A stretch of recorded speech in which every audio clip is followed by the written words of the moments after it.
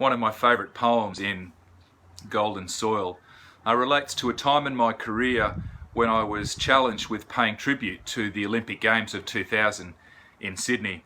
I was working a gig for a radio station and my assignment was to pay an individual tribute to each day of competition, so 1 through to 16.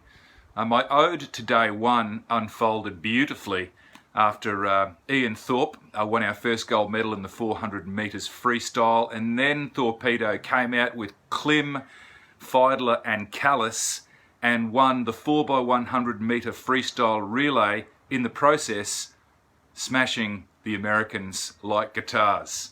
So the poetry was flowing fairly freely that evening, and I nailed it. Day 2.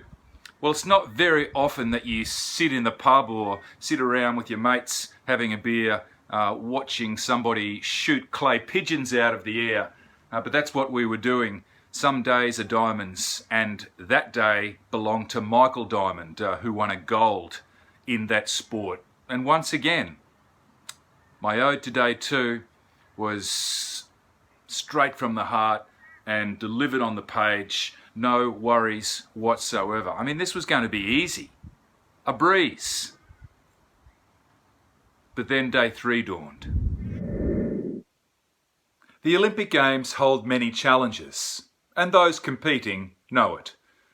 But forget about the athletes. What about the poet? What rhymes with Van and Hoogenband? Not too bloody much. And please don't get me wrong, I ain't got nothing against the Dutch. But why can't they give us swimmers like O'Neill and Dunn and Klim? Words that rhyme so nicely with unreal, young son. Top swim. Well, in the end, young Van den Hoogenband prevailed by half a metre, and his record time deserves to rhyme. So congratulations, Peter. What had me more concerned about the problems I was nestling was that we hadn't even started with the Greco-Roman wrestling. I mean, when Armin Nazarian took on Yuri Melnichenko, the only chance a poet had was Marina Longnevenko, and she was a Russian pistol ace. No wonder I was stressed. That pentathlete Zadneprovskis was a nightmare name at best, because like the Polish sailor Kaznerowicz, it was tricky on the tongue, like tennis's Kafelnikov and baseball's Chung Soo Kang. There was no Sinemanoglu on the snatch and clean and jerk. As far as something rhyming there, I'm glad the man's a Turk. But above poetic struggle with absurd pronunciations, the Olympic Games is all about that unity of nations. That's what makes it memorable.